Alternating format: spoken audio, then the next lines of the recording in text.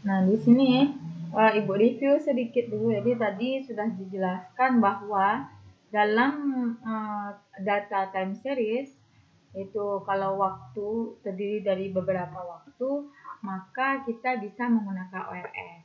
Tapi bisa juga dengan model lain, yaitu dengan OLS tapi yang mempengaruhi adalah XT sebelumnya. Jadi kalau biasanya ya layar pen-nya nampak? Ada terlihat? Terlihat, Bu. Oke.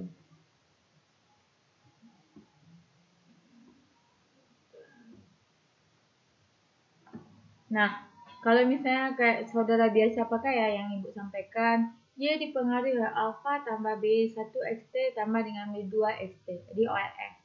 Nah, ini seperti OLS biasa. Jadi sekarang dipengaruhi oleh Y, X1 sekarang dipengaruhi oleh Y. Nah, ternyata jadi tidak hanya modal seperti ini. Bisa juga saudara menggunakan apa? Nih, OLS di mana diduga bahwa yang mempengaruhi yaitu tidak hanya X sekarang, tapi juga bisa dengan X sebelumnya atau X 2 periode sebelumnya. Kalau pakai tahun berarti X tahun sebelumnya, ini juga X 2 tahun sebelumnya. Nah, untuk OLS ini datanya adalah finite model. Jadi kita sudah batasi berapa leg yang akan digunakan. Jadi kalau di dalam stata ya, ataupun nanti di EVIOS, saudara bisa batasi leg-nya berapa, atau berdasarkan teori misalnya, maka saudara bisa menggunakan model ini. Jadi tidak hanya dipengaruhi oleh X saja, tapi juga leg-nya. Ini leg 1, ini leg 2. T-1 sama dengan leg 1, T-2 sama dengan leg 2. Nah, ternyata karena ini masih finite model, tapi kan kita membatasi berapa leg yang akan mempengaruhi.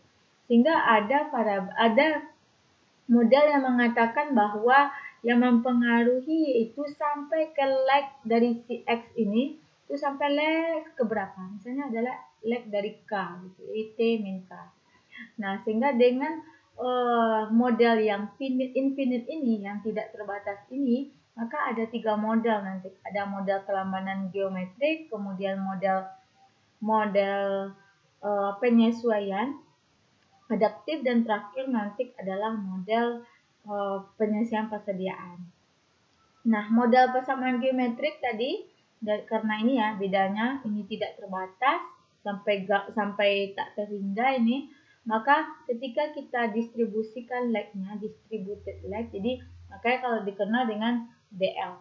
Jadi nanti bisa juga nanti namanya adalah EFDL gitu. Nah, persamaan ini akan menjadi yaitu ketika saudara sudah literasi, turunkan, kemudian maka akan menjadi ini. YT sama dengan alfa 1 dikurang lambda ditambah dengan B0 XT ditambah lambda dari YT min 1 tambah dengan VT. Jadi di sini yang agak berbeda dengan persamaan OLS biasa. Apa? Di sini koefisiennya berbeda.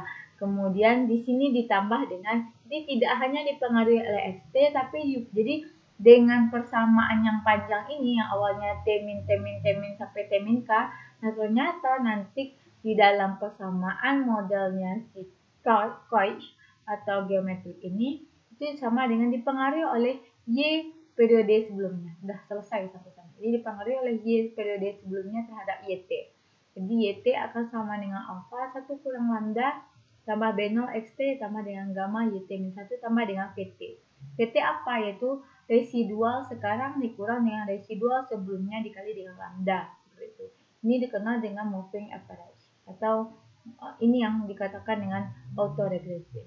Di mana nanti median leg, jadi bisa kita cari nilai leg-nya, median leg-nya, log 2 dibagi dengan log lambda, nanti berapa hasilnya, atau dengan min leg berarti 1 dikurang 1 kurang lambda gitu. Nah, ini kemudian nanti kita Ibu jelaskan. Jadi terus yang kedua yaitu modal penyesuaian adaptif. Jadi YT ini yang biasa dipengaruhi oleh XT periode sekarang. Nah, kalau penyesuaian adaptif kayak kurva Phillips.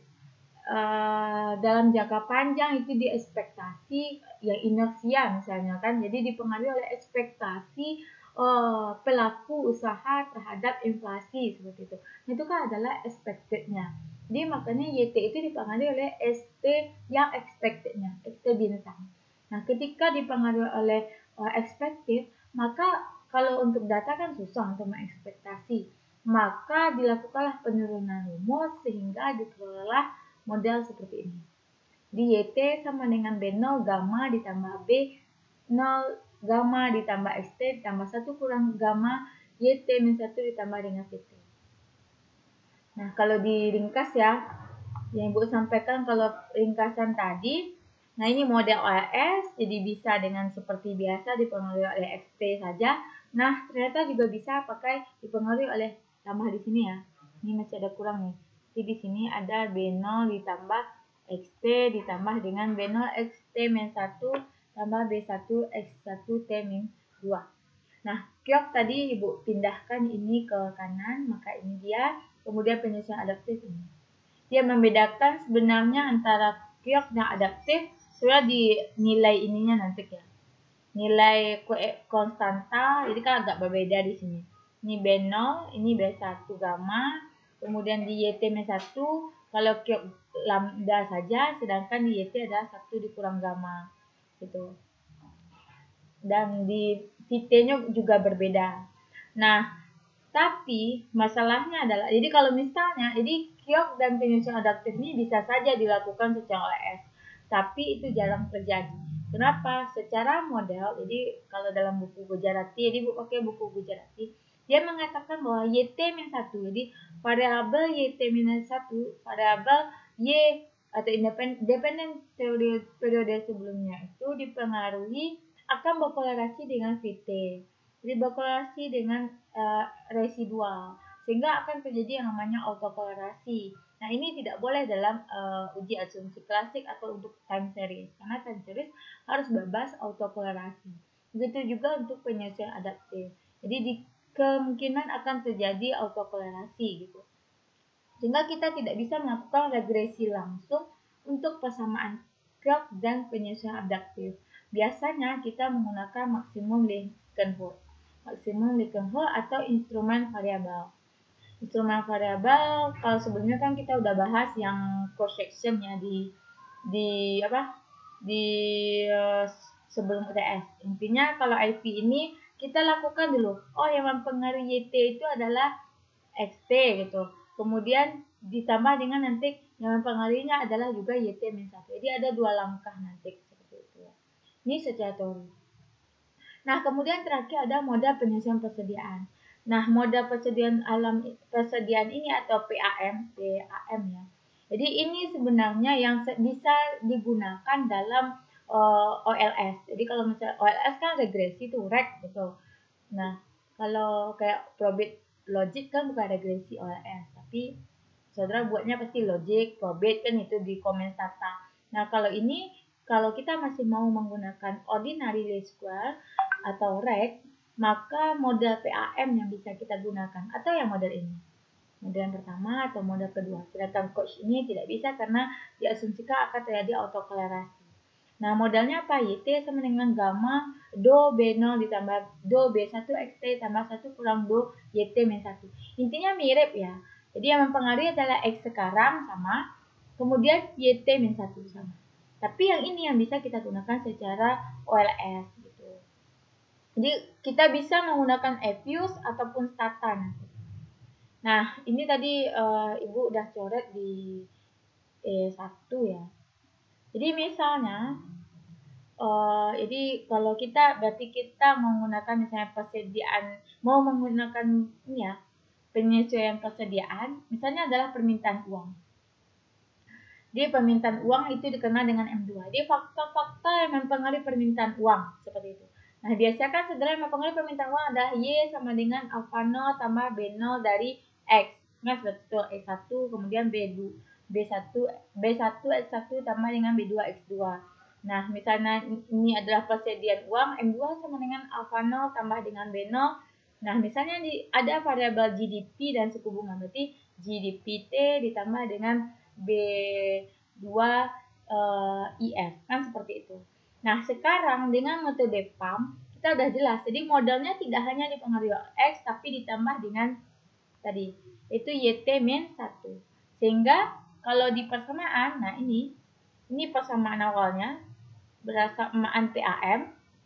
Maka kalau kita substitusikan ke model, ini adalah persamaan, jadikan model, asumsi M2 ini M2 namanya, berarti M2 sama dengan gamma B0 ditambah dengan gamma B1, X-nya apa aja? Karena di sini ada 2, berarti udah GDP T ditambah dengan gamma B2, maaf ya, berarti di sini juga ada IR ya, nih. Gamma B2 ini IR ya, IR di suku bunga ditambah dengan apa? Ini YT sebelumnya. YT berarti YT kita apa? M2. Berarti 1 kurang gamma dari M2 T-1 ditambah dengan error term yang PT atau moving average. Nah, kalau di stata berarti sebenarnya itu teorinya. Nah, kalau di stata ya simpel saja, langsung saja. Berarti ini habis ya. Jadi misalnya karena ini bisa di OLS-kan, maka dia rek. Komennya adalah rek, kemudian variabelnya apa? M. Kemudian variabel X-nya yang lain apa? GDP dan IR. Kalau misalnya nama variabel sudah GDP, berarti GDP, di sini adalah IR, kemudian tambah dengan lag dari M1. Berarti apa? Misalnya saya sebut namanya adalah LM1. Bu, bagaimana cara membuat variabel lag ini? Nah, manual kan bisa sebenarnya di Excel. Tapi kan sebelumnya kita udah bahas mengenai manajemen data untuk membuat variabel lag. Mungkin Ibu lampirkan lagi PPT yang kemarin.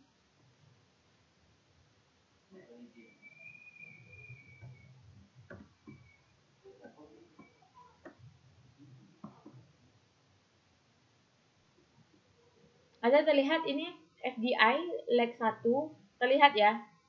Nah, ini mungkin ada kesalahan. Jadi harusnya di sini bukan kurung ya, tapi kurung siku.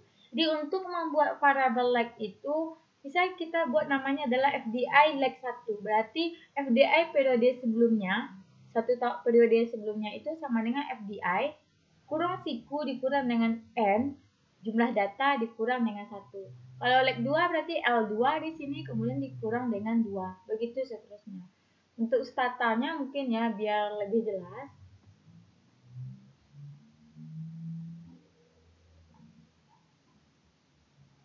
Nah, misalnya ini ya, asumsi ini sudah saudara buka secara langsung, buka statanya, kemudian jangan lupa clear, kemudian set more all, di komen saja dulu kalau misalnya susah di file, nanti disimpan saja. Set more all, capture log class, capture log class. Kemudian apa lagi kalau mau buat kalau misalnya saudara mau mengerjakan, bentar ya.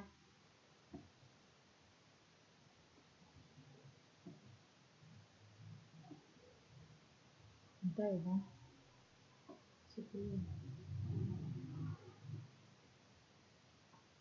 Kalau masih mau menggunakan log file, berarti ya udah saudara klik directory dulu, mungkin misalnya buat klik directory di mana saudara mau simpan kan, simpan datanya boleh.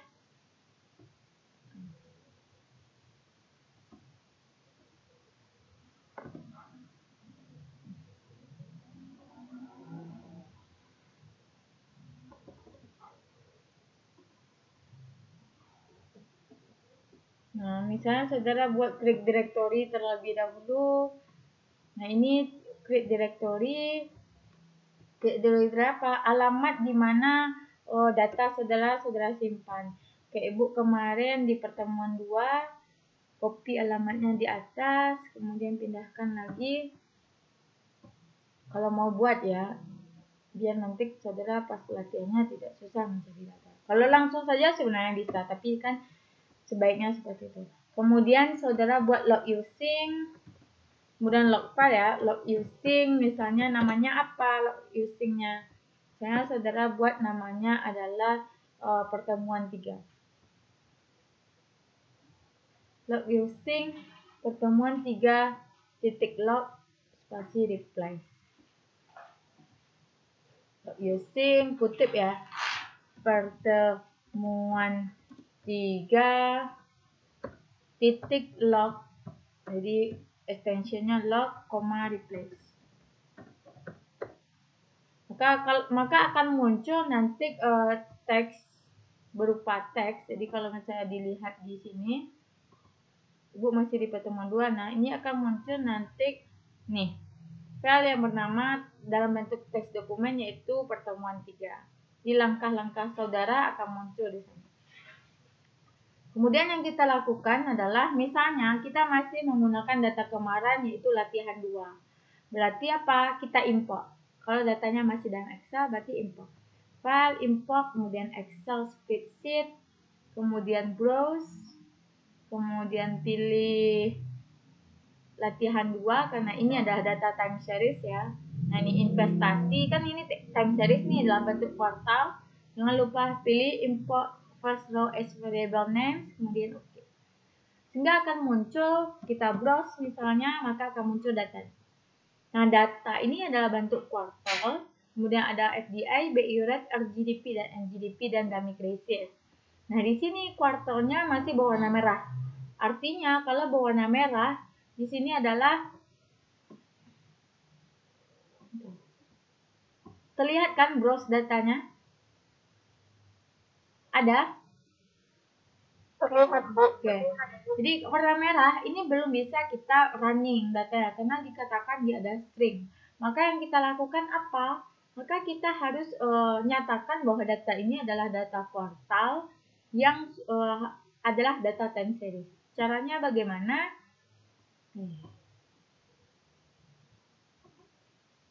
Nah, kita balik ke komen lagi. Kemudian caranya apa? Kita generate variabel baru. Misalnya namanya adalah kuartal. Jadi bahasa Indonesia saja ya. Saya kuartal, kemudian sama dengan apa? TK. Ini memang rumusnya. Kemudian periode tahunnya tadi mulai tahun 2001. Berarti udah kita buat di sini 2001. Kemudian Q1 tambah dengan underscore N-1. Kuartal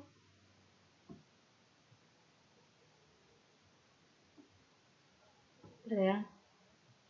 Nah, ini yang kita pelajari kemarin. Ibu lihatkan saja biar saudara tidak bingung maksudnya. Nah, ini kan ada untuk membuat name baru nih. Nah, ini. Jadi kalau misalnya tahun 2001 berarti ganti ini dengan 2001 tambah underscore N-1. Ini memang sudah extensionnya. Kecuali yang kuartal ini bisa kita buat namanya terserah saudara ya. Nah, share screen lagi.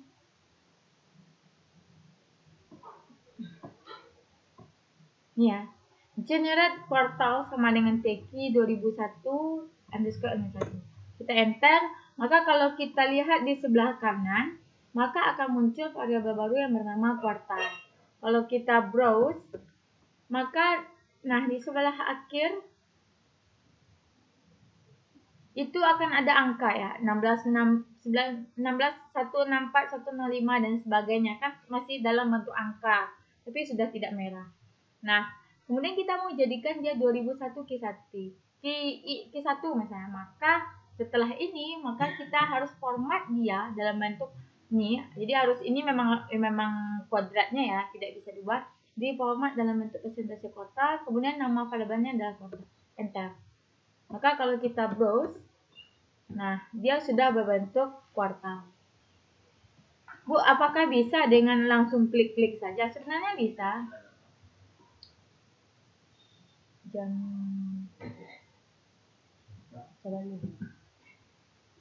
Baru mulai. Nah, kemudian yaitu, nah bisa sebenarnya caranya gimana? Ya ini data, kemudian saudara create data variabel baru, statistik, kemudian saudara pilihlah data time series, kemudian setup, kemudian saudara declare data setnya. Nah ini bisa misalnya nanti saudara mau mendeklar kuartal ini sebagai apa tadi? Itu sebagai quarterly. Maka ini komennya pasti presentasi TK. Jadi bisa dengan klik-klik. Tapi yang Ibu ajarkan kan komen, jadi tidak usah. Nah, jadi di sini setelah saudara ketik komen yang format sama dengan persentase kuartal ini, maka dia sudah berbentuk nominal, jadi bukan string lagi. Baru kita bisa olah data. Nah, tadi kita menggunakan variabel lag. Nah, lag itu berarti apa? Misalnya kita kan yang dipengaruhi ini Y, berarti ada lag dari FDI. Berarti kita harus generate variabel baru. Generate apa? FDI misalnya. FDI lag 1. Misalnya berarti sudah buat, serah lah ya namanya, maunya apa. Misalnya Ibu mau namanya ini. FDI L1 itu sama dengan apa? Yaitu sama dengan variabel tersebut. Jadi klik ini FDI kemudian kurung siku. Jadi kalau misalnya kemarin tidak bisa diolah, berarti karena ini. Dia harusnya kurung siku underscore and min 1. Kemudian tutup kurung. Maka di sini tergenerate dia dan ada satu missing value. Kita browse.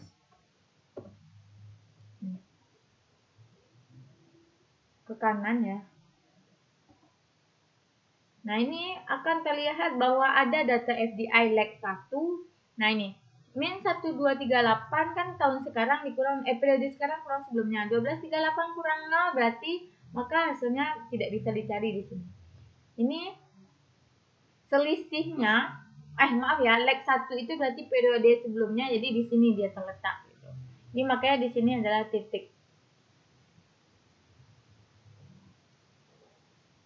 Jadi maksudnya apa? Jadi 2001 Q2 ini dipengaruhi oleh nilai dari FDI sebelumnya. Yaitu FDI sebelumnya adalah 2001 Q1. Berapa nilainya? 1238. Cocok ya. Jadi 2001 Q3 itu dipengaruhi oleh lag sebelumnya. FDI sebelumnya 1021,8. Cocok ya, seperti itu. Jadi dia dipengaruhi oleh FDI periode sebelumnya. Dah, jadi kita udah dapat datanya, makanya satu akan ada missing value generate. Itu tidak masalah. Kemudian baru kita lakukan regresi dengan PAM misalnya. Tadi regresi PAM berarti adalah reg dari variabel apa? Y. Misalnya kemudian dipengaruhi oleh X. X-nya misalnya ada BI rate, kemudian ada GDP, ya kan? Kemudian terakhir apa? Yaitu dipengaruhi oleh lag dari variabel FDI. Kemudian enter. Sudah. Ini hasilnya. Jadi jumlah data kita sudah menjadi 55. Kenapa? Karena kita menggunakan FDI yang N-1 gitu. Jadi datanya tidak 56 lagi. Nah, terlihat F hitungnya itu signifikannya kecil dari 0, L skornya tinggi 85. Kemudian BI rate berhubungan positif tapi tidak signifikan. GDP positif signifikan terhadap FDI. Nah, FDI lag 1 ternyata juga signifikan positif mempengaruhi FDI sekarang. Jadi bisa kita lihat bahwa yang mempengaruhi tingkat investasi domestik, investasi luar negeri itu tingkat suku bunga tidak signifikan. GDP real itu signifikan positif, naik GDP real sebesar 0,1%, maka akan bisa meningkatkan FDI sebesar 0,013 rupiah. Begitu juga untuk FDI lag 1, naik sebesar 1 rupiah, maka FDI, jadi FDI sebelumnya, periode sebelumnya bisa mampu meningkatkan FDI sebesar 0,31. Dan ini signifikan. Seperti itu. Ini adalah metode PAM. Kalau metode OLS bagaimana? Maka bukan FDI lag 1 yang kita pakai. Apa tadi? Yaitu variabel X yang mempengaruhi Y. Berarti apa? Jadi saudara buat pula lah variabel baru. Misalnya generate dari apa? Variabel X yang berpengaruh yaitu BI rate. BI rate lag 1 sama dengan BI rate ini dikurang dengan lag 1. Nah, ini karena tidak ada, nah ini ya, pakai 1 lag. Terlalu panjang.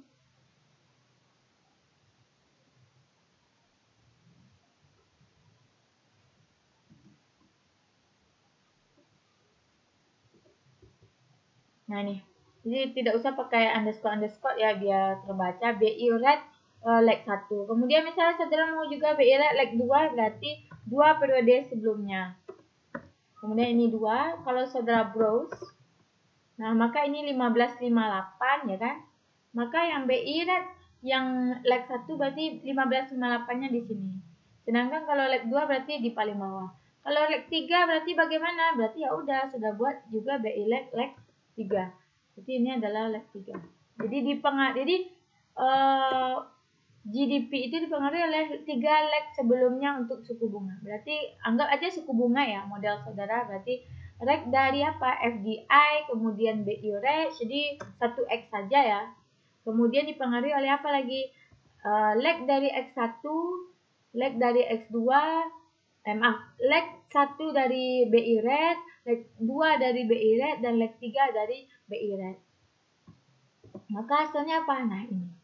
Ternyata untuk BI rate sendiri terhadap FDI berhubungan negatif. Semakin rendah suku bunga, maka akan semakin naik BI rate. Tapi FDI, tapi dia tidak signifikan.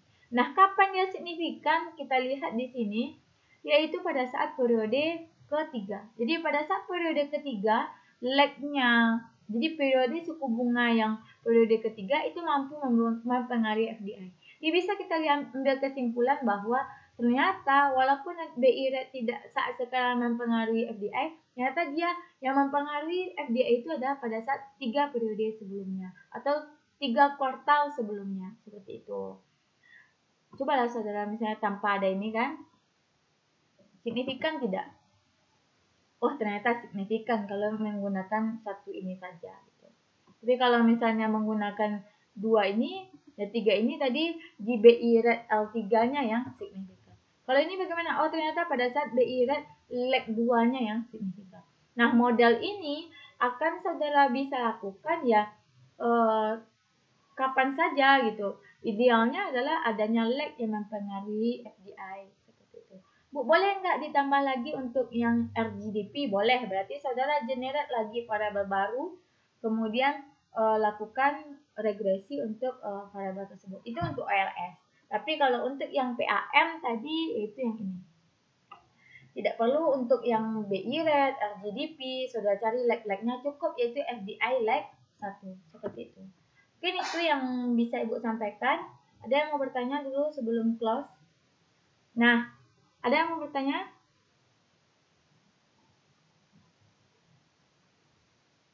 Jadi ini ya, komen saudara biar tidak hilang, maka ini tadi dihapus semua. Komen saudara mulai dari clear tadi sampai ini saudara simpan saja di saudara. Ini ibu simpan di paling bawah ya. Nih. Nah, Bu, bagaimana cara menguji autokorelasi? Jadi kemungkinan kan terjadi autokorelasi nih. Kalau misalnya yang tadi, misalnya FDI BI rate ini terjadi enggak ya autokorelasi, maka rumusnya apa? Yaitu Durbin-Watson bisa saudara gunakan. Stat Durbin-Watson. Oh ya, ini time variable nggak set. Berarti kita harus set dulu variabelnya. Berarti di set yaitu kuartal. Nah, baru nanti stat Durbin-Watson. Sudah stat Durbin-Watsonnya kemudian dah. Nah, ternyata adalah 0,00. Nah, ternyata persamaan OLS tadi ya. Ini ya. Kan ini nih L1 L2 tadi. Nah, ini kan L1 L2 ini kan OLS biasa. Ternyata akan terjadi yang namanya autocall karena kecil dari 0,05. Nah, bagaimana dengan metode PAM tadi? Mana tadi model PAM? Ini kita rek terlebih dahulu, kemudian kita stat Durbin-Watson. Nah, ternyata di model PAM itu 0,4612. Artinya dia tidak autokorelasi lagi. Makanya modal yang baik itu apa? Jadi kalau misalnya saudara Bu, kalau dengan OLS tidak terpenuhi asumsi klasik, maka saudara bisa menggunakan ini. Yaitu menggunakan uji data time series dengan PAM, penyesuaian persediaan gitu. Itu yang bisa Ibu sampaikan. Sampai sini ada paham?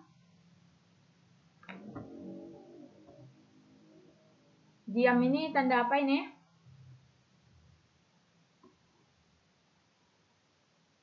Nah, jangan lupa simpan data latihan pertemuan 3 lag, tentang lag. Terus ini juga jangan dilupa untuk simpan dokumen.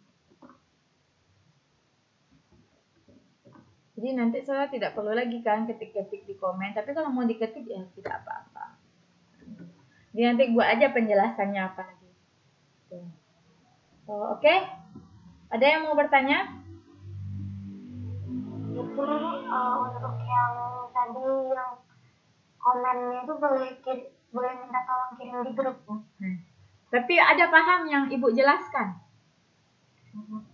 Berarti ketika saudara bermasalah dalam uji asumsi klasik, OLS ini wajib terpenuhi asumsi klasik. Jadi kalau misalnya saudara bermasalah dalam uji asumsi klasik, maka ada metode lain. Nah, makanya salah satu metode tadi adalah PAM. PAM yang Ibu tunjukkan baru kan, yang IV untuk yang metode Koek dan penyusunan adaptif, nanti kita Ibu tunjukkan metodenya di YouTube mungkin gitu. Tapi yang jelas yang PAM dulu.